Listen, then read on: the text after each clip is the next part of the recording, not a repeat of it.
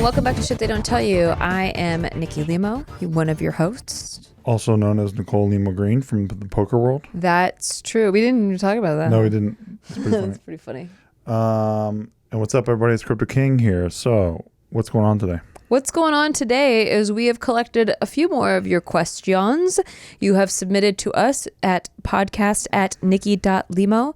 That's podcast@nikki.limo. If you have a question you would like us to answer on the show about anything life related, like literally any life related quandary you have, we are not experts at all. So if you choose to follow our advice, that's on you, bro. This is for entertainment purposes only. However, we will try to the best of our abilities to give you the most solid advice that we can give you as your internet parents. And if one of our cats randomly jumps on the camera, please forgive us. There are 4 cats in here. Yeah, legit. Usually they don't all conglomerate in one room. They're taking it over. But they are And Tommy here. has that wild look in his eye like he's going to jump on a camera. Oh, yeah. He looks like he's going to jump on a camera. He's looking at the viewfinder like he's going to jump on it. Yeah. So if that happens, we apologize. We apologize in advance. Yes. It could happen. Yes. So I am going to just jump right in here and get to our first question. Yes. I don't read these ahead of time, so I have no idea what people are going to ask about. Sometimes they like to give us compliments, and always encouraged. We need that because we have very low self-esteem. Very low self-esteem. We need those compliments. So let's hope for that. Here we go. This one is titled, "I'm trapped. Please help." Oh, no. I hope that they weren't like literally trapped because this was sent in over a month ago. Well, the human body can withstand quite a bit. So if they're hungry. A month? And hopefully they have water or they could drink their own urine. Yeah, but you need to replenish that water supply to continue. Can't you just drink your own urine forever? Forever? Like a cycle? Yeah, think about it. I don't think you've read about this, and I have, so. That's true. I have not yet read about that. You can literally drink your own urine forever. Okay. Yeah. So this is, fact. I take back what I said before. We are experts at some topics. There it is. Drinking your own urine. That's just me. A circle. All right. Hi, Nikki and Steve. First of all, in love with the podcast, and I've been binge listening every day after work. Nikki, I have never related to someone more, and Steve, dude, you make me laugh so freaking much. Aw, we love you. Thank you so much for listening. We're quitting the show. Thanks for all the advice and good vibes. Okay, down to business. Sorry if this is scattered, but I'm in between a rock and a hard place. I'm a 19-year-old about to be 20, and I'm living with my mom and her husband, not my dad. They have been together for almost 2 years and got married after only being together about 3 months. Wow. Okay, once they got married, they started arguing all the time and learning that he wasn't who he said he was, which she might have learned if she dated him longer, but she's an adult who can make her own decisions. Things got worse the longer they were together, and now my mom wants to leave him. Problem is, she doesn't have a job or anywhere to go. She also just had my baby brother, so job options are pretty scarce. I'm currently working and paying off a car. I'm trying to save money to move out. Problem is, if she's going to be able to move, she wants my help with signing on a house, watching the baby, and helping with the bills. I'm cool with helping out with the bills and babysitting while I live with her, but I want to be able to move out and learn about myself and go back to school. But I can't just abandon her and my younger siblings. She also wants to move across the state away from all the people I just started getting to know at work, including a guy who I'm getting really close to, but there's a whole other thing. So what do I do? Do I just ditch her and the kids and start renting? Or do I sign a 30-year contract with my mom to ensure her and my siblings' happiness and stability? 30 years? You're 19 years old. They're to sign on a mortgage. Oh my lordy Lord, yeah. God, fuck. Am I being dramatic and selfish? Any advice would be amazing, and any tips on saving/making money would be great too. I love you guys so much. Thank you. Insert cool nickname here. We love you. I don't think I'm at all qualified to answer this one. I don't think so this either. This is so scary. This is a lot, dude. This is called sometimes, and I don't really believe in this necessarily, but sometimes you're in what they call a no-win scenario. Yeah. And this sounds like that because you have a loyalty to your mother. Your mother wants you to help co-sign for this thing. It's really not for your own good that you do that because she's financially unstable. So it's really, you're just sort of taking a huge dice roll. Yeah. And by the way, the housing market is getting obliterated right now. Yeah. And the interest rates are really high. Honestly, why do I want to know why she feels like she needs to buy a house? Like, you guys could maybe rent and you can help her with the rent. Take a less risk option. Yeah, I'm confused on that part. Because of your parameters, right? Sometimes me and Nikki are very open to risk, but only when you can absorb the risk. Yes. If you can't absorb the risk, then you're taking on a huge risk. I'm sorry, I personally, and this again, this is take with a grain of salt, because this is a really freaking hard one, and I don't think that there's any one 100% correct answer. But I do believe you're very young, and you are at a stage in your life where you really are needing to learn about yourself and like come into your own as an adult. And I understand completely not wanting to abandon your mom. I think that you're going to have to negotiate a little bit with her. You have to stand up for yourself. You do. I think that helping her out with maybe in the beginning, just to get her feet on the ground, you know, like she needs help leaving this guy that she doesn't want to be married to anymore. Yes, okay, we understand that. Do that. So let's go step by step. You help her get through, you know, emotionally and like, you know, maybe financially, get through the divorce, and then help her get into a new place. Maybe you can co-sign on rent. That is also a risk because it's going to go on your credit. But, you know, maybe that's like a middle ground. Tenable. Yeah, because if you break the lease, it's not the end of the world. If you break a mortgage, it's way harder. So I think maybe like help her out there, and maybe helping with babysitting, all that stuff. If she's going to need your help with the money, I'm sorry, but she doesn't get to decide where to live. Like, that's exactly right. She can't be like, and I'm going to move across the country. That's exactly right. I understand she wants to get away from your, not stepdad or whoever, like this guy that she was married to.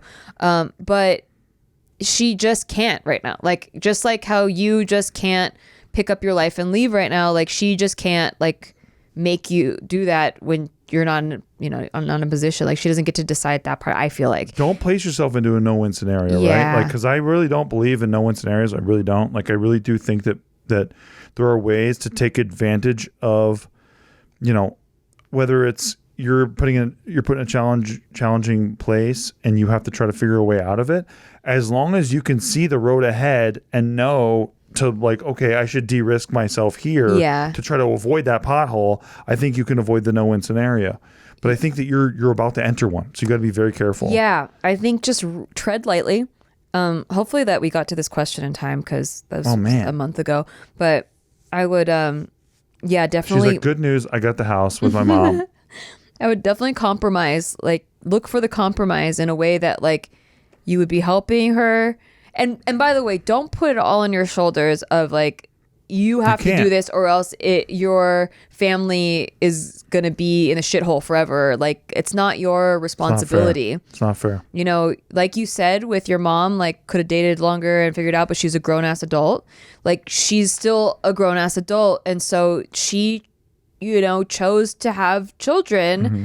And that is her responsibility. I know that you love her and you want to help her, but it is still not your responsibility that where if you fuck up, then it's your fault that they live shitty. Like, that's not fair to yourself. If it comes down to it, you always have the red button. You know what the red button is? The breakup button? No, it's not the breakup button. What's the red button? Well, it's your mom, right? So you can always say, your mom. I didn't ask to be born. Your mom's the red button. No. Yeah, I didn't ask to be born. I didn't ask to be born. You just hit that fucking button. Over and over again. Over and over again. Yeah. And that's how you win the argument. And then she cries, and then you're like, I don't care. I'm still pressing the button. I win the argument, bitch. I didn't ask to be born. Stupid. Don't do that one. No, please don't do that. But no, seriously. Hey, look, you're in control of your own life. You know, and you can have sympathy for others, but don't, you know, you have to put on the oxygen mask to breathe to help the person next to you. So don't put yourself in a situation where you can't breathe. It's just never going to be worth it to sacrifice your own happiness for someone else in that to that degree. Yeah, you will resent them. You'll resent your mother, and you'll resent yourself for not giving your own self a shot. Exactly. At the life you could have had. So yeah, I agree with the less commitment type of stuff, the more non-committal stuff, like where it's a lease that you're helping with, but it's not a mortgage. You know, like where it's like you'll help babysit, but that means she's got to live closer to you. Mm-hmm. Sorry, like, hey mom, I'm giving you this help for free. Exactly. So you have to make some compromises. You don't just get to choose to do everything the way that you want to do it. Yep. And then once you can help her, like once she eventually gets a job, she'll be able to afford maybe having a babysitter, like all that stuff. You know, you kind of like, let's take some baby steps here, and hopefully that works out in a win-win situation for all of you. Yeah. I'm sorry that you're going through that. That's a lot to go through at that age. Honestly, rooting for you.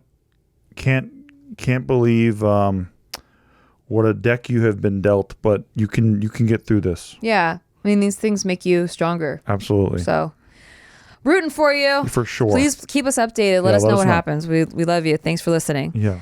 Okay. This next one is titled, Was It Love or Was I a Stepping Stone? Okay. Oh, no. Okay. Well, juicy. Hey, Nikki and Steve. I'm new to the podcast, but I have been listening to y'all since JK, and I'm really happy to learn a lot from y'all at this point in my life. I hope y'all and your family and your babies have been safe, thriving, and well. I will leave the anonymous nickname to you both. Ooh. Oh, thank you, thriving bitch. Thriving bitch. Thriving bitch. Thanks for leaving us a message. Yeah. Okay, here we go. I am in a small cohort with the same people for a couple of years. I went to this program thinking I know myself, calm and collected, and doing my best so I can later support my parents. In the first semester, I did not expect to get really close to a classmate, my best friend in the program, and fall for her. We grew a lot closer and we went on a lot of dates. It was serious without a label. She put in the time and effort to look up the things I valued, my personal goals, and my mental health, and I would like to say I did the same. This was also the first time I dated someone who was going through a divorce. My therapist said, even if the love she receives is healthy, it is still one more thing to add on her plate. My best friend called off the romance to put more energy in herself, and I respect that. I don't know what her experience is like, but I can imagine it is difficult as hell. It has been a rough transition for me to not pretend to feel grief, and I feel like my energy is no longer warm and uplifting, just like bad juju to the people around me. We feel grief over what? For me to not pretend to feel grief about losing her, I would think. Oh, okay. Yeah. I was ready for love, but now I struggle to act normally, eat, and go about my day.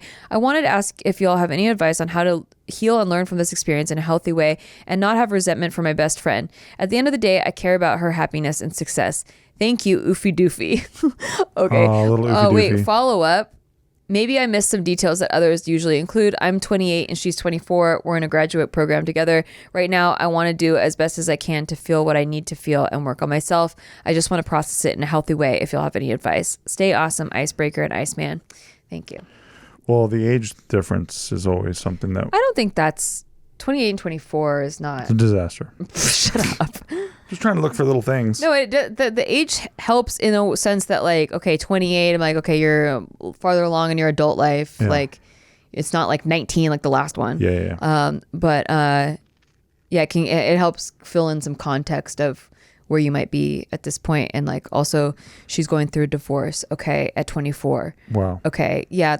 She's a little young. Yeah. And to go through a divorce at that age you're still figuring out who you are until I believe 26. 26 seems like the magical age to me where you think you know who you are and then you get to 26 and you're like, okay, now I actually know who I am. Yeah. Yeah. Yeah. I agree with that. If you've been working on yourself the whole time. I agree with that. Wow. Okay. So processing this, I think you're doing the right thing. I think you have a good head on your shoulders. It sounds like, I know you're talking about your energy not being as positive as you would like it to be or as it has been, and maybe you need to just focus more on the things that bring you joy, you know? Absolutely. Maybe you forgot a couple of what those were, you know, maybe they like nothing feels like it brings as much joy because of this thing that's happening.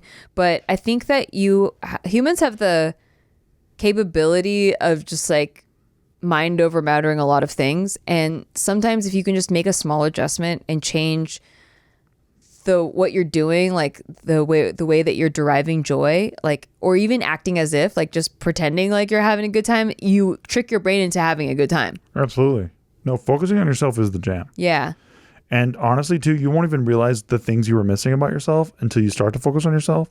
And then you're like, oh shit, okay. Building new routines is really good too. Building a new routine. And it's attractive and it helps support her. Like the way that you were saying that you just want to, you know, support your friend and care about her happiness and success. Yeah. I think that like one of the best ways that you can do that is to recenter and focus on your energy and like building that back up. And then, cause you're really not able to like root for someone if you can't, show up for yourself too. Exactly.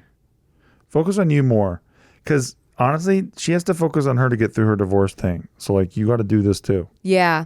And I think that seeing a therapist would help too. Like Absolutely. even just like a couple sessions to work through grief. Cause when you go through a breakup, you do experience all the same symptoms as you do when someone dies. Like you experience, when I used to be in acting classes, and they would, we'd work on like targeting emotions for scenes.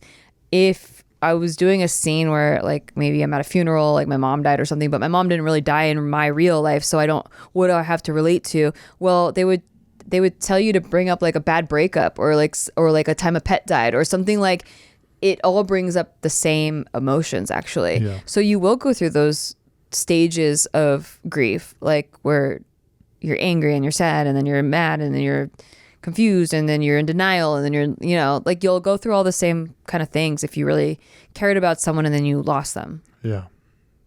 Yeah. So give yourself that space. It's okay. It's okay that you feel that way. It's okay that your energy is not like top level right now, but you can just make little minor things, like things to be grateful for every day. That like, even I used to, like when I was just in a really bad depression stage, just like focus on how thankful I was for the first sip of coffee in the morning. Okay. Like just little things where I like really enjoyed that experience. Even if I got nothing else for the rest of the day, the rest of my day sucks or whatever, like I have to go work at a job I hate or whatever.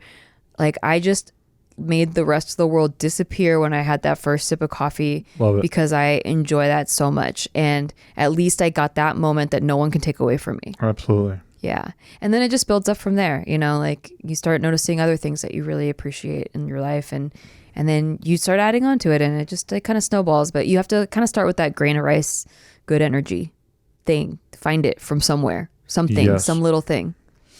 And I'm sorry that you're going through that. Yeah, that sucks. Yeah. I hope you get through it soon. Breakups are hard, man. Breakups are really hard. Freaking hard. Especially like when you're the one that still cares. Yeah, that's so rough. Because it sucks the other way around too, when you're like breaking someone's heart, but like, all right, you move on pretty fast. Yeah. But like when you're like the one that still cares. Yeah, that's rough. You got to rebend your whole mind. Yeah. Bending minds is hard. It is. Okay. This one is titled Fuck My Life HPV. Okay. Oh. Okay.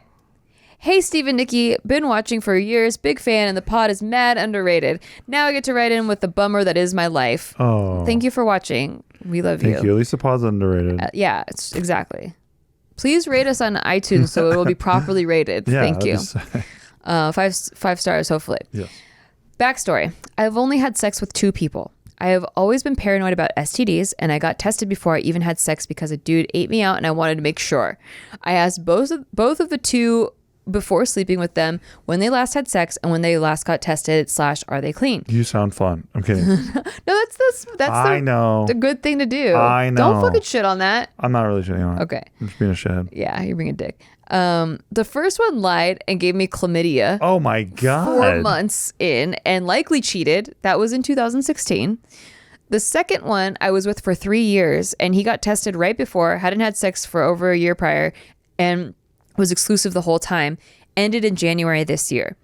I get tested all the time anyways, just to be safe, and I have docs run for everything when I get PAPs. I got a PAP 6 months ago and was good. Just went on a first date yesterday and have a second this week. He is a nurse / master's in public health. I got a PAP on Friday just because I switched insurance and because I'm extra. I just got a fucking email today that I tested positive for one of the HPV 12 / other DNA PCR strains. I have been vaccinated and got a booster 6 months ago. What the actual fuck? There is no testing for men with these strains. HPV 16 and 18 are warts strains and detectable in men because symptoms, but not in the cervical strains unless they get it in their throat or something and get abnormal cells there. Men just spread it. I know, girl.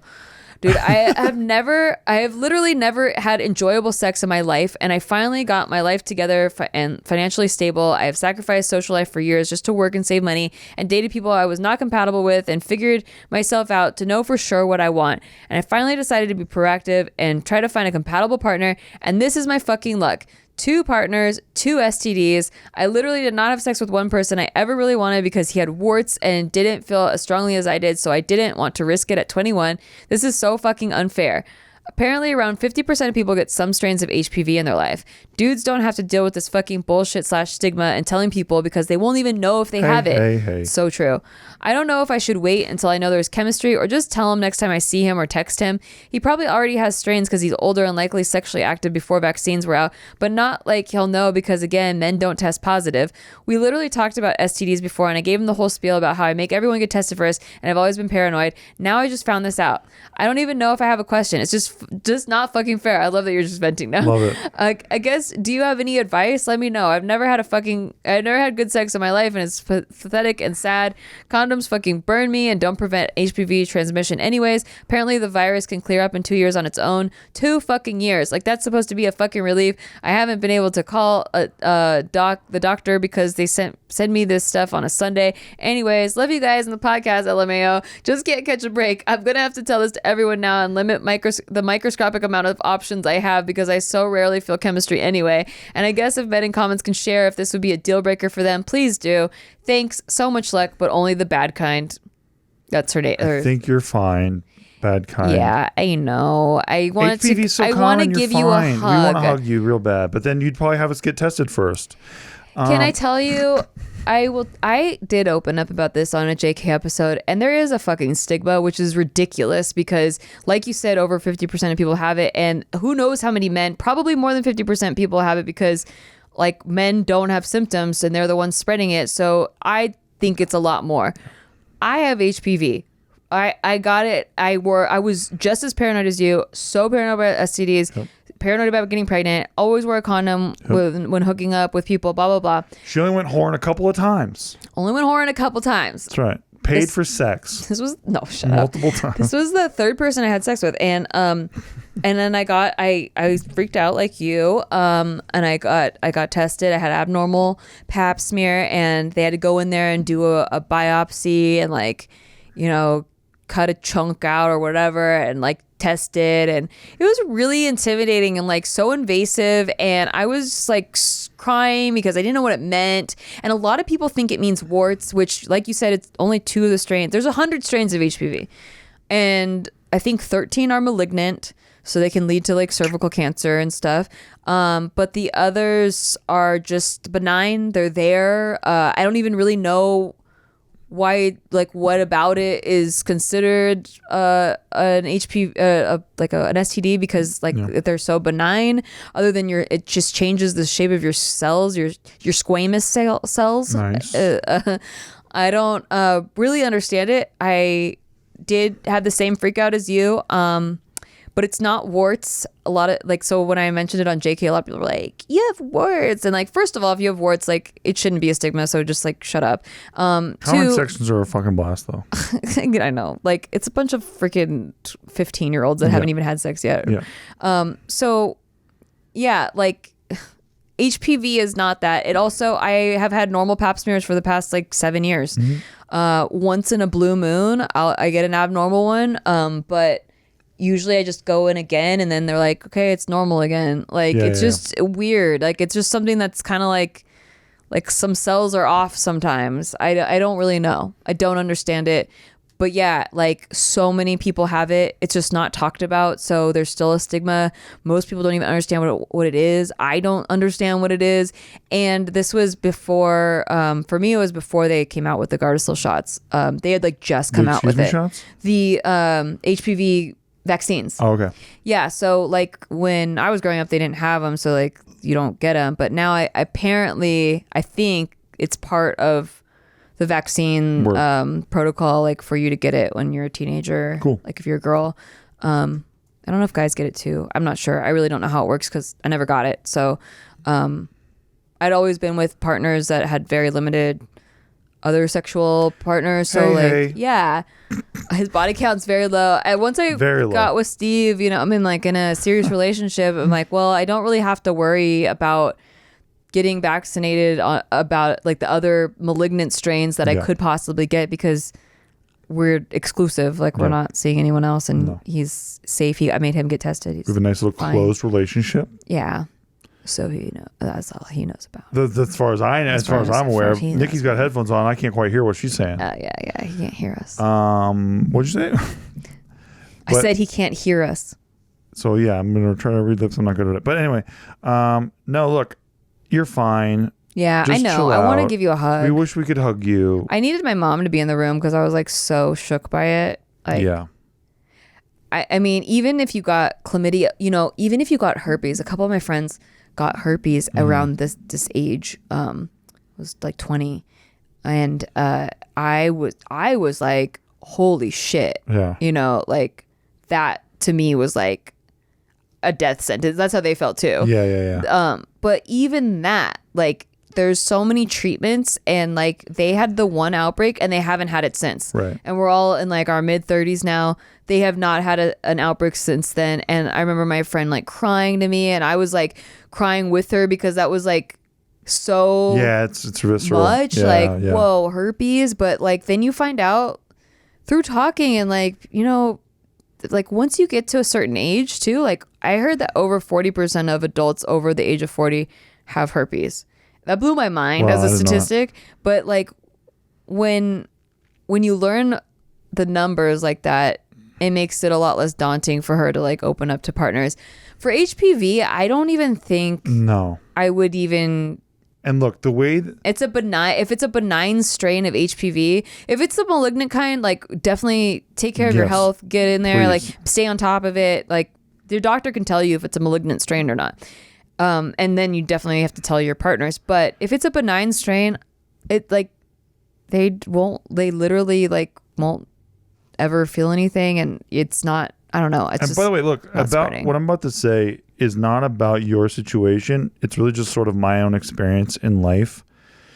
Every time that you put out to the universe that you're going to take yourself very seriously about something, the universe is going to shove you back and be like, just chill out. Yeah. And I think that's kind of what you're getting a little bit of. Because you're so strict about. Yeah. So, and I'm not telling you don't be safe or anything. I'm just saying you thought about it so fucking much. You focused on it so fucking hard.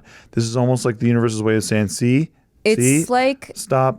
Just chill. You have to have like this abundance. I don't want to be cheesy here, but like, no, I know. It reminds me of like when people are so tight with finances and they're like so scared of like spending, and they're like so like cheap with like they don't tip very much, and they're just like so concerned about how much they're spending. Those are usually the people that like get in a random accident and have to pay a bunch of money for something. Like those random financial things happen to them. Calamity. And then they're like, well, see, that's why I don't spend very much, because like you never know when something like this is going to happen. But I kind of feel like chicken and egg situation. You attract things sometimes. Yeah, and I don't want to say you attracted this, but I'm just saying like maybe it is kind of a sign. I think it's your fault. No, it's not your fault, Okay, but it's like a sign to just like your chlamydia is one that goes away. It's not permanent. Yeah.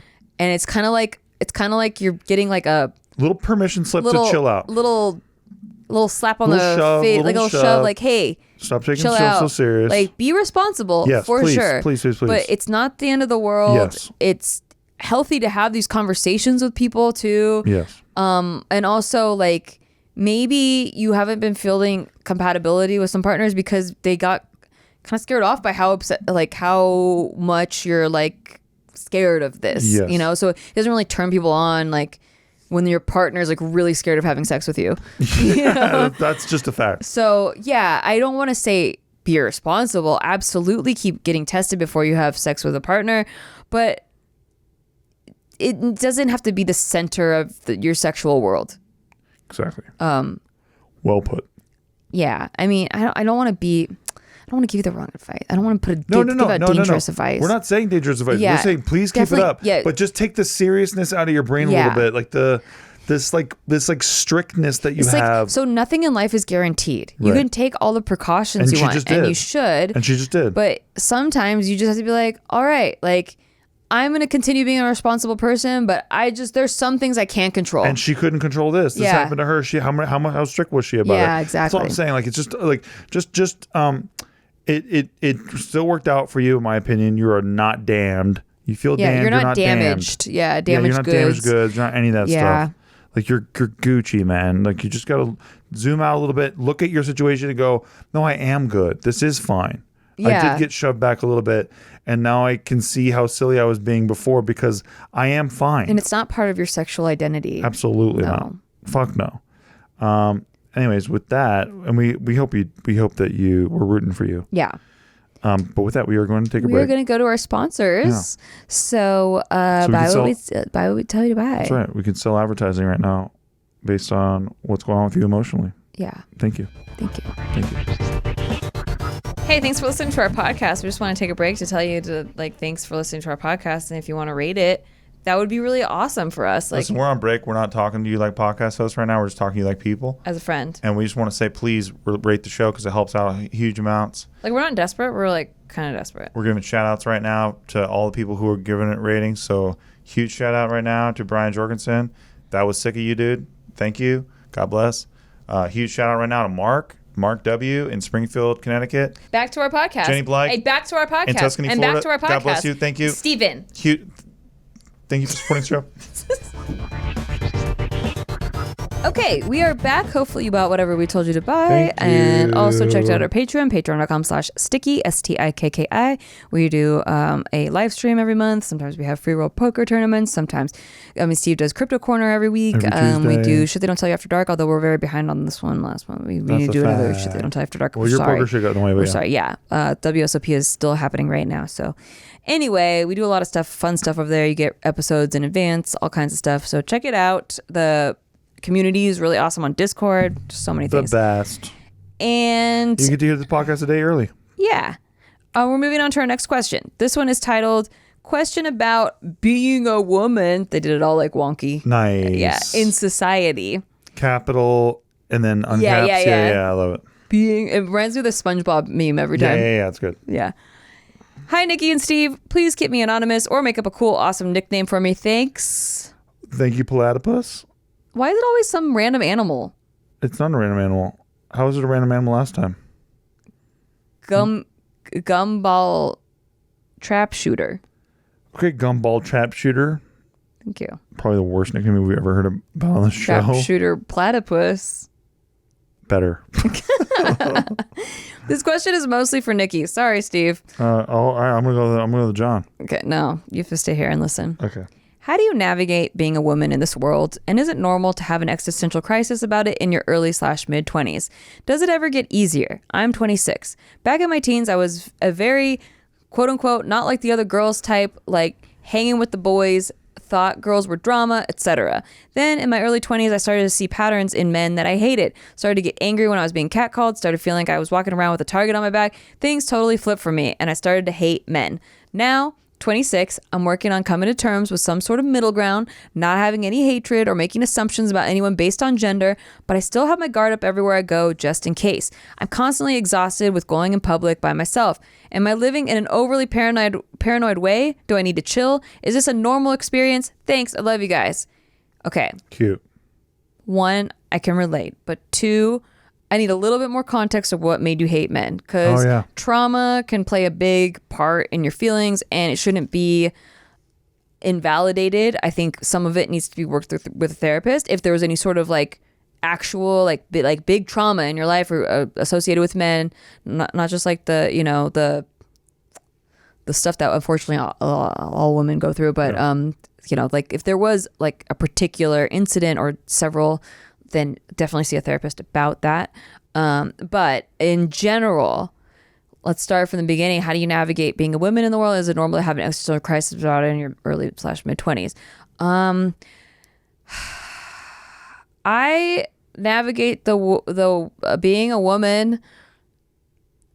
I guess I don't have anything to compare it to, so I've never been a man. But would you like me to weigh in on that? No. I'm mansplaining me how to navigate being a man. No. Oh, okay, got it. I do like to observe people and notice differences, like general differences, and I think that something that helps is finding all the pros about being a woman. There's a lot of cons. You can point out all the cons. There's freaking a laundry list of cons.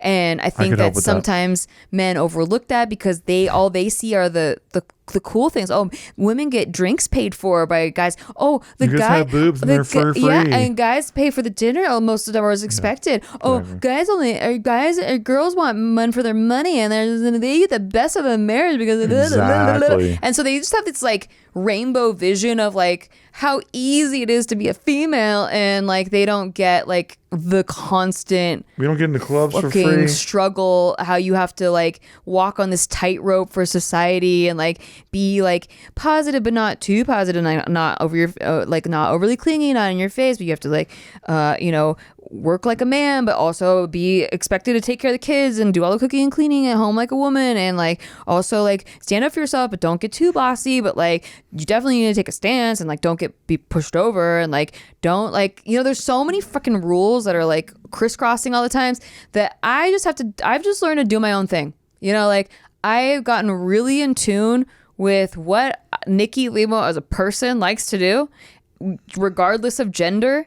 Like, what am I interested in? Mm-hmm. If I was living in a bubble, what am I interested in? What fills me with joy? What can I do alone for a week at a time, like a week straight, and not get bored of? A lot of things. What do yeah. And I operate my life that way. I love learning new things. I feel very capable, regardless of my tiny woman brain, that I can like learn new things pretty quickly if I'm interested in them. Hey, speaking of that too, there is a trope about women too, where it's like you guys have to be able to communicate with each other like constantly on the phone and shit. Yeah, that's why I relate to you a lot socially about having more guy friends than girls growing up, because I didn't understand groups of women, like girl groups. They like to sit and talk for long periods of time about things I'm not interested in, typically like celebrities and boys or whatever. I sometimes like hearing about boys, but like I don't know, the things that I just wanted to go play games. Yeah. And the guys like to play games. The guys have like a more laid back banter. I like roasting people, as you know, like breaking balls. Me too. I was raised in a family that constantly breaks each other's balls, and that's kind of like how we show love. It's how I receive love.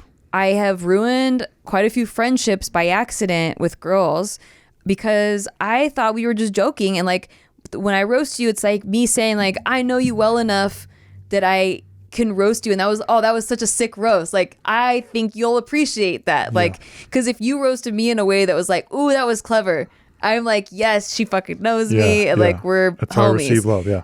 And it ruined a lot of friendships, and I got very confused, very sad, very emotionally distraught. So yeah, that part was hard, and I was like, fuck, I can't understand girls. I understand guys way better, and so like I was like hanging with guys. I was a guy's girl for sure. And then this is even before you were an adult. Yeah, absolutely. This was through high school. Then I went through my first breakup and got drunk and hooked up with each of my guy friends, like one by one by accident. Like it was just like oopsies, we kissed, but they took it very seriously because apparently they actually were crushing on me the whole time and I had no idea. And that's when I learned that even if I saw them as friends, like guys don't necessarily view you as a friend. Like you're not a buddy, like maybe. Like sometimes you are, but like I don't know, the lines are very blurred. Sometimes they're just waiting in the wings. Yeah. That turned me off on having a lot of guy friends as well. So then I was just a fucking loner for a long ass time because I was like, well, I don't understand women and I don't want to have guys feeling like they are going to eventually get to fuck me if we hang out long enough, know? And like, so down payment on a future fuck session, as I like to say. And that's when I was like, I'm just going to do what makes me happy on my own. And I think everyone should go through a period of where you live alone and you just fucking figure those things out. And then you'll naturally find a group of people that are interested in those things. So the females that I have made really close friends with, usually we have something in common, like a common interest. And the girls that I have been friends with since high school, we have each had a circle of guy friends. Like we were each the guy's girl in those circle, and we got together because we understand friendships that way. Yeah. Where we don't have to be talking on the phone every day. It's less maintenance. There's no drama ever. And so you'll find a few people like that, and maybe you'll have a smaller circle of girlfriends, but it'll be a better circle of girlfriends. So that's navigating women. Also figuring out like the pros about being a woman. Like there's a laundry list of cons, but then, you know, there's some things that are pretty cool. Like, yeah, it sucks that every industry I tend to pick out, it tends to be a male dominated industry. And there are a lot of biases towards women in those industries. If only you pick knitting, you know? Yeah. Or like hairstyling or something like that. Yeah. But yeah, I had to be drawn to like more, I guess, left-brained activities. And you're a disruptor. I'm a disruptor. Thank you. And it can be like intimidating because of those biases, but it's something I really like to do. And I'm not doing it to impress those guys. And I honestly don't have respect for a lot of them. So I can't be doing it for that. I can't be doing it for how they perceive me. I just have to be doing it for me. And that's how I encourage anyone to operate. Like, forget your gender. I don't like any labels, actually. I don't like identifying by my gender or by the diet that I'm on. Like, there's so much pressure for people to like have me call myself a vegan, and I was like, I was there. Yeah, there's a lot of being called a Scorpio, it's like, hey, chill. I'm not part of a political part. No, I am a diehard Scorpio. But I live my life by this label. No. But you're what rising? No. See what I'm saying? Gemini rising. So let's chill out. The duality. Let's not call it one thing. Yeah, exactly. Thank you. But there's some cool things. You know, I have gotten more opportunities sometimes in those male dominated industry because they wanted more variety, diversity. Yep. And so, like, you could argue that, you know, less skilled people might get in, like less skilled women might have opportunities, and that's not fair. Yeah. But it gave me an opportunity to prove myself in a faster way than I could have as a guy. Like, maybe it would have taken me longer to prove myself as a guy because there's so many other guys and I wouldn't have gotten that opportunity. So there's different sides of that coin. When I go out to dinner, like, yeah, a lot of times it's custom that the guy pays for it. I don't need them to pay for it, but that's kind of cool. Okay, there's like some cool things. Like, I'm really grasping to find like cool things about being a woman. Doing good. I get to be sparkly. Look, today I just decided to wear sequins. Guess what? No one can say shit about it because I live in Las Vegas, Nevada, and I'm a female and I like to be sparkly. Although as a guy, you could be sparkly too. I'm not going to like, but you know, I get to be sparkly. I tried to give you shit about it. I was like, you better take that fucking off. And you were like, no, I want to be sparkly. I was like, all right. And guys can be sparkly too, but you know, it feels good sometimes to embrace the femininity of being, especially male ice skaters. Let's be real; they broke the ceiling for that. They did. For everyone. They shattered the glass ceiling of men in sparkles. They sure did. And you're 26. You're just now being like, "This is me, bitch. Like, this is my life." Like, so I think this is a really good time for you to have these kind of thoughts. And I'm glad you stopped hating men. I think that you can. I think treating people in general, treating people as individuals. And not based off of their gender or political party or diet or religion, ideology. Like, what if you can just learn to treat each person as a brand new, fresh, clean slate, as an individual person, I think that you will do well socially in life. Like, you will naturally gravitate towards like-minded people. You'll find the gems. Yeah. And you'll have interesting conversations because you'll remove those biases of like, you only needing to talk to people that think exactly like you, you know, and you'll learn to appreciate the differences, whether it's the differences in gender or the differences in like life views or whatever. And I think it creates a more enriching social environment for you. I agree. So I hope that helps. Do what makes you comfortable. Always. And get a female kitty when you get a chance, because she's the one. Best. She's in a male-dominated kitty family. I know, but she's the best, and we love have Cece, her. Our female cat, that's been chilling with us this whole podcast episode. She's our mama kitty. Yeah, she was the mama kitty to our litter of kittens that we had, and we fell in love with her. Oh, but one last thing. When you go out and walk and you're like, am I overly paranoid? I don't think you can ever be overly paranoid. I don't trust anyone when I'm walking outside. I often have headphones in with no music playing because I'm hyper vigilant, and maybe I'm overly paranoid. No, I don't know. But I almost got kidnapped a few times, and I am well aware that there are people that intend to harm out there. Absolutely. So can't be too careful. No, I don't think you could be overly paranoid. Carry pepper spray, girl. Yeah. But yeah, I think you're finding a good balance and I'm happy for you. So thank you. What did I call her? It's It was a your nickname. A trap snapper, platypus. Somehow you fixed it. Yeah. One of the first things that got you actually when we started dating was pepper spray. I know. Because like, yo. I never had to use it, but I came close one time. Yeah? What Yeah, was when the time? that guy that was in that alley, like I told you, and he started walking faster and faster behind me. And I had my pepper spray out. Yeah. And like I showed, like basically like out, like, yeah. I was just like running away from him with like waving it. And was he still running?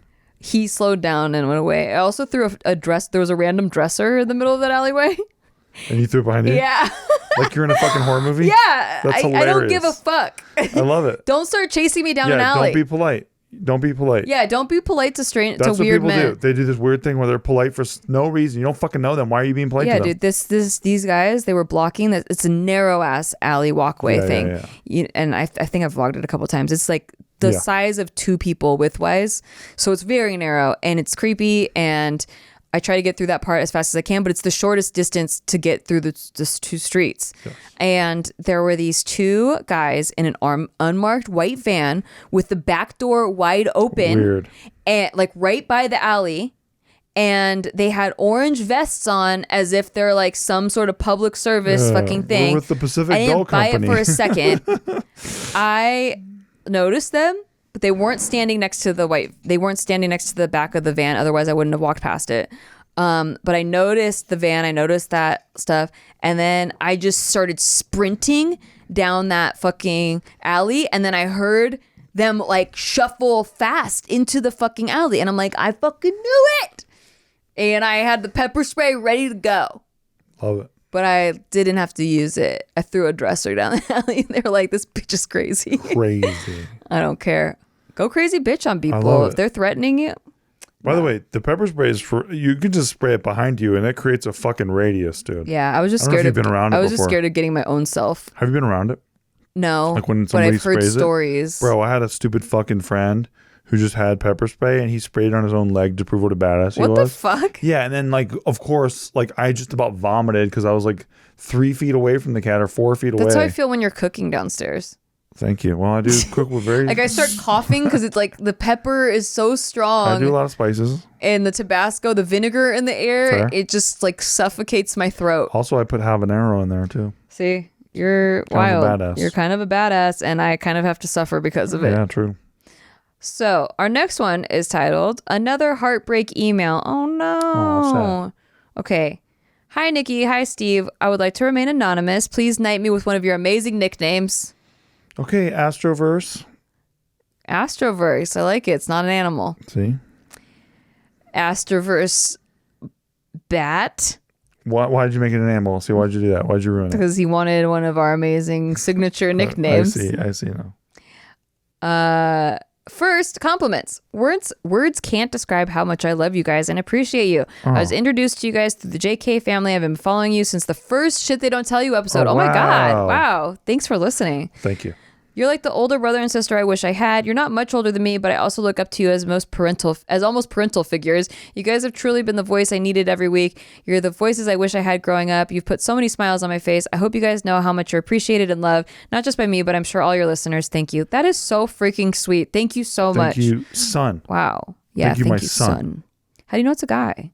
I'm just assuming. Is it Astroverse? Yeah.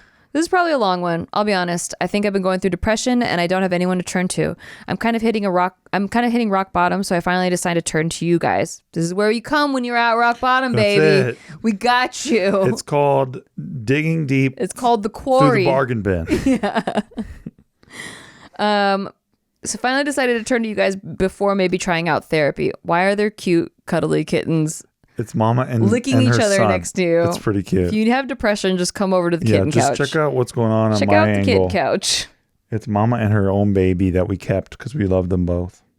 So I feel like this might be a long one because it's got a lot of pent up feelings inside that might all come out at once. Don't feel pressured. I guess I just want to be heard and maybe receive some guidance. For context, I'm a 32-year-old male Currently living overseas for the last 6 years. I first met my ex when I was 20, so 12 years ago, and we were both studying abroad. We hit it off great and had a loving relationship during our time overseas, but after the study program ended, we both went back to our respective countries. We were in a long-distance relationship for about 2 years. With long distance, we knew that we would eventually have to plan to be physically together. That's when I took the leap and moved to her country. This wasn't a difficult move for me because I also come from her cultural background. My family just immigrated to America where I was born and raised. I packed up my entire life to be with her. We spent a total of 8 years together. We really did have a loving relationship, but in the end, it didn't work out. We met during our early 20s, and as we were reaching our 30s, we had just both changed as people. Our values, wants, and needs changed. We knew that we weren't going to be a good fit for each other and decided to end things. But even before the end of our relationship, we were already in a rocky place. We were both independent, but I definitely needed her more. I wanted to spend time with her and live together, but in her culture, it's common for a woman to live with her parents until marriage. I respected that and waited for her, but in the end, she did something that was quite uncommon. She moved out into an apartment of her own. Prior to her move, she promised we would spend more time together and actually spend nights together. But I think because it was her first time living on her own, she wanted to enjoy her social time with friends and coworkers. She ended up spending more time with her friends and coworkers than with me in our last year together. We've had conversations about this, but nothing ever changed. I allowed her to live her life, but I was also hurt. She had a rule about me leaving her home before 11 p.m. Whenever we were together. I can count the number of times we have slept over at each other's home on one hand. I used to joke that she was worse than Cinderella because even Cinderella would stay out till midnight, but that rule never applied to her friends and coworkers. Oh, fuck. I would be pretty pissed too. You're getting wrecked. You're getting the short end, bud. It's like, so she allowed them to stay at her house well into the early morning. Even male friends and coworkers. You're the least favy, bud. Ah, shit, dude. I don't know if she ever cheated on me. I just trusted her. But towards the end of our relationship, the topic of cheating did come up, which I was never able to shake off, which eventually led to our breakup. Ooh, it sounds like it. I'll admit, I did things I'm not proud of because of the issues that we were having, not just the time spent together, but other things as well. I ended up finding someone who did want to spend time with me. Nothing sexual came from this meeting. In the year that I knew this girl, we almost... the most we ever did was hold hands, and that was because she got drunk and I dragged her into a cab to go home. But I did develop feelings for this new girl, and I told my ex about it. What threw me off was that my ex called me selfish, not for developing feelings for someone else, but for telling her.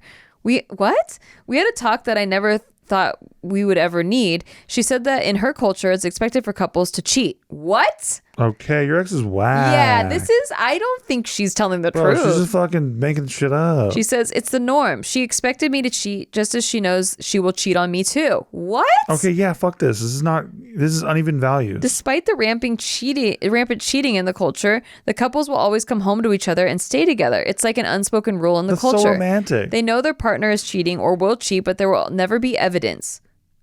I knew cheating was common in the culture, but I didn't expect my ex to also follow this, so the conversation never came up. But after that conversation, we broke up because it's not what I wanted. Good for you. Yeah, uneven values. After breaking up with my ex of 8 years, my love life has been non-existent. It's been very difficult. I think a part of me is traumatized by the experience of loving someone and building towards a future with them for 8 years, only to have it all disappear. Throw it away. I really tried to find love. The girl I developed feelings for, I eventually confessed that I liked her, but she didn't reciprocate. I had a sexual relationship with another girl who I wanted to be with too, but she also didn't reciprocate my feelings. She just wanted to have a friends with benefits relationship. I did develop feelings for a flight attendant. We spent about a week together because she didn't want to have any flight trips due to COVID, but she eventually returned to her base country before borders closed up. Through mutual friends, I heard that she liked me too, but we both never acted on our feelings because we both knew we couldn't do it long distance. I've been rejected for multiple dates, and I'm not getting too much like online dating either. I met my ex prior to Tinder, so the online dating scene is a new experience for me that I'm having difficulties navigating, and I'm just not comfortable with online dating either. I do better communicating face to face. I personally want to stay in this country. I spent a majority of my adulthood overseas, so I felt like a foreigner in my home country. I established myself in this country, and I do love life here. This is home for me. I'm not particularly close to my friends or family, so I have little desire to be back home and closer to family. But as an expat, it's difficult to find any form of relationship because people are constantly coming and leaving the country. As for dating locals, I haven't found much luck there either. The problem is I blend in physically, so they expect me to also blend in culturally, but that's not the case. I was born and raised in America, so of course I'll be culturally different in ways, and this problem probably wouldn't exist if I looked quote unquote white, because the locals are more forgiving and expect a different experience when dating a visibly foreign looking face. Also, I'm a halfie like you, Nikki, so I blend in, and also I don't. It creates another layer of confusion with interacting with locals. On top of this, many locals simply don't want to date foreigners, let alone marry. A foreign experience may be fun. Where the hell is this cat? I'm guessing India. Okay. It sounds like India to me, although they haven't said the culture yet. Yeah. It sounds like India from what he's describing. Okay. But I don't know. This is just stab in the dark. Total guess. And I have been told by locals that I have another disadvantage. Locals typically stay away from meeting people who have been in long-term relationships. To sum up, dating has been hard. I met my most recent love interest 2 years ago. We are coworkers. It took me a long time to open up to myself to date after my ex. When I met this girl, I felt like we hit it off great. She gave me hope that I could love and be loved again. It took my time with her, and after about a year of getting to know each other, I asked her out for a date, but she turned me down because she had a boyfriend.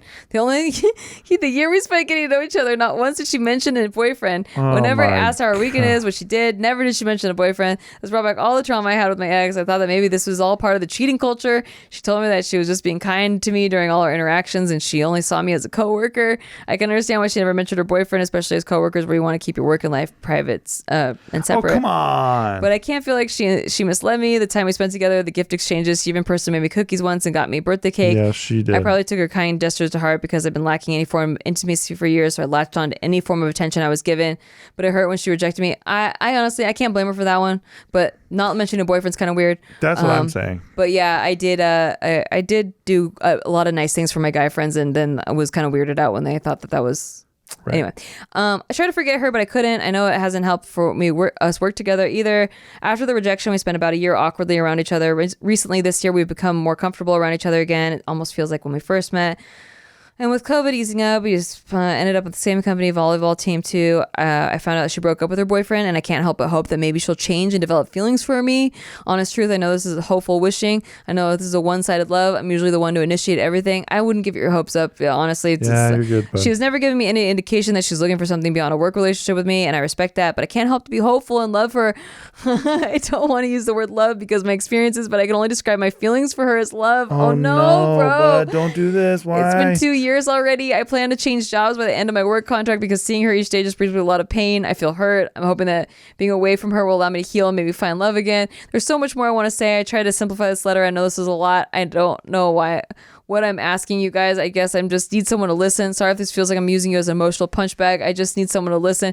Thank you, Nikki. Thank you, Steve. Hope you guys are doing well. Love you. We love you. Thanks for using us. Yeah, the Astroverse. Bat. Poor Astroverse. Bat. Shut up.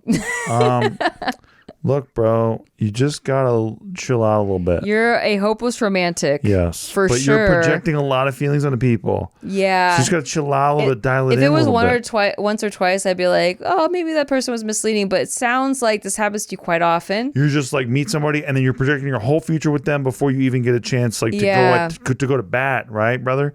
Like you gotta. And they're like, oh no, we're just friends, man. And honestly, here's where you're fucking the game up. You could actually have a spark with them. That could be happening. But because you're taking it so seriously from the jump, you're turning them off. Yeah. So you're like, it's like when you're starting a fire and you're blowing on it too hard, right? You just put the fucking ember out. Like you got to like coax the fire out slowly. You can't be doing this shit where you're fucking projecting your entire life that you are seeing with them in the future and you're in love with them before you even get to hang with them. That's wild. I am concerned though because it sounds like you value romance and your love life kind of like more than anything right now. I haven't heard you mention career or anything. I know that you mentioned or anything about liking yourself. Living there, but it sounds like the culture just isn't working for you. Yeah. And I know you said that you sound like a foreigner in your own country, but like. I don't know, man. Like it sounds like it's like a fish out of water who can't fucking get any oxygen in the gills. A lot of pain. Yeah. Like you're signing up for a lot of pain, and like maybe you'll find someone that like fits this weird like super small niche that you have, but it just sounds like you're not gonna blend in. And I get the like looking like you belong, but you don't actually belong. I totally understand that. I personally have to be somewhere where my values match more. I don't think I could, no matter how much I love the culture of another country, I just don't think that I could ever fully feel at home there or like understood there, you know? And it sounds like you're going through a lot of being misunderstood. And I don't know, I would consider maybe spending a couple years back in your home country. Yeah, you need to change of environment or something. Yeah, you need or something something to give. Because, dude, you just keep going to bat and striking out. Also, like I said, these expectations that you're putting into all these interactions is wild. It's wild, bro. Yeah. The only place where that kind of shit works is fucking Love Island. So, you know, I've never... Maybe go on Love Island. I've never given this piece of advice before, but I think you should probably go on Love Island. We'll watch it for sure. I would love to watch man. It. I would root for you. He's in the age range. I think he could make it on Love Island. Yeah. Yeah, I don't even know how to help you here because I don't think you should be so traumatized that you never try at love. I just think you need maybe a different approach. Less intense, bro. Just dial it back. You don't need this. But Here's also, the thing. like he wants real love, and like that cheating is a part of the culture. Like, and you know that you can't deal with that. Well, so right. Exactly. I don't think it's the right fit for you. I agree with you. But he's, you know, made a bunch of suppositions and decided that he really belongs there, which, you know, maybe there's some context that we're missing. Although I did just hear your life story, so I think I have your fucking context. But, dude, yeah, something's got to give, right? And, you know, I think maybe change your environment would be really good for you. Yeah. Yeah. If this is like the number one thing that you have, like that's pressing you, I think that change of environment is like just the way to go. Yeah. But, you know, don't do anything you're not comfortable with, obviously. And, keep your head up. Don't settle on someone Amen. That doesn't share your life values. Amen. I think Find your match. I think you're doing the right thing. Yeah. You know, when you broke up and you're like, I don't even know what to do. Like I spent so much time in the relationship. You know, throw those things away. Yeah. Sunken time does not matter. Sunk cost fallacy. Sunken cost fallacy.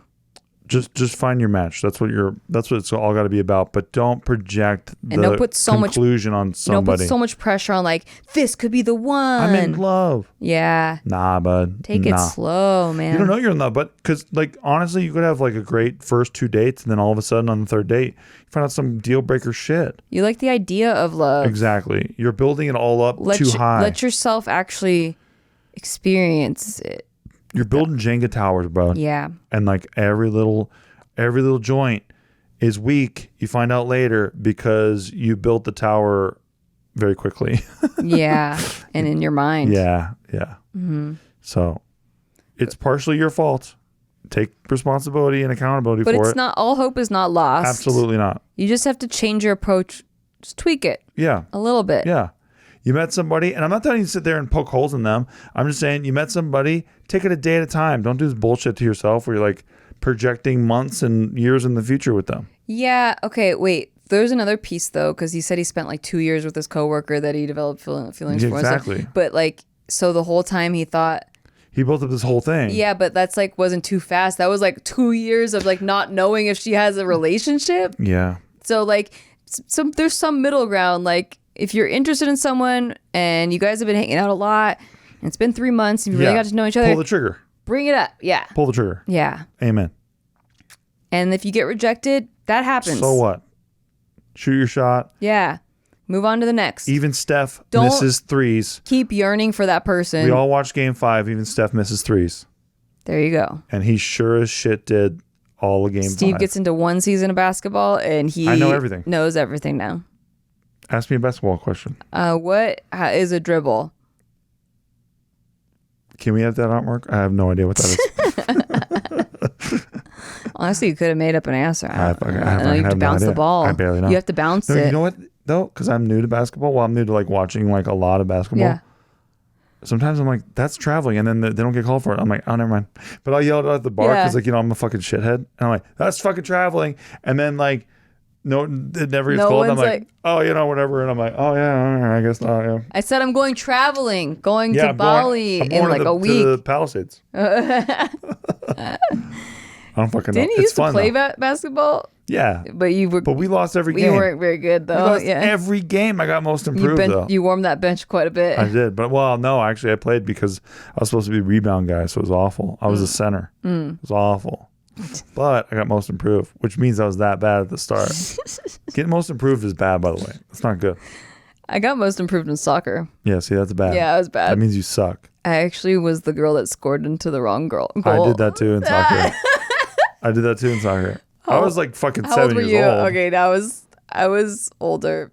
That's I was worse. 12. Okay, being in double digits is rough. It was my first time playing a sport. That's I mean, no, not fun. any sport. I did play baseball when I was a kid, but Thank God I wasn't double digits. That's all I yeah, gotta say. yeah. Dude, in Little League, by the way, I was the catcher. That tells you a lot. Because you know how in Little League, yeah. they don't really pitch it. Like your coach underhands it to their own team. Oh, So there's no point in having a fucking catcher. I was the Barely. pitcher. That's sick. I know. It's pretty sick. Did you pitch it well? I threw like a girl.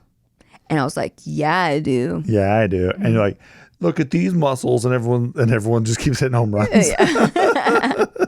I did pretty well, I thought. Yeah. I mean, I I had my dad like yelling at me the whole time. So like, So he wasn't I proud. have to, no, he's like making sure like I'm throwing it right. That's you know, he's intense. So sick. He is intense. But anyway, we do have a few more questions in here that we will get to on the next episode. Thank you so much for writing. If you have a question, you could submit it podcast@nikki.limo. I will not read them in advance, but you could ask us about We like to read anything. them cold, okay? We like to read them. That's why that one was really long. Yeah. We usually kind of like skim through the long ones, but I felt like this person really needed a vent, and it was also, well written enough. It was well written, and we got time. Okay, That's right. we got some time. That's right. Tell us all about your love life, and we'll be your venting group. That's it. Your vent pad. That doesn't exist. Vent pad. Doesn't exist. It's not a thing. All right, we're gonna go. So yeah, we'll see you guys in the next one. Yeah, patreon.com/sticky. Thanks for watching. We'll see you in the next. See you next one. Bye. Bye. Didn't even have to hit the breakup button today. They were all broken up with already. Crazy. Everyone Y'all already did got it on dumped. your That's own. nice. They're I always like that. learning. That's They're nice. learning. That's so They're nice. improving. I like that.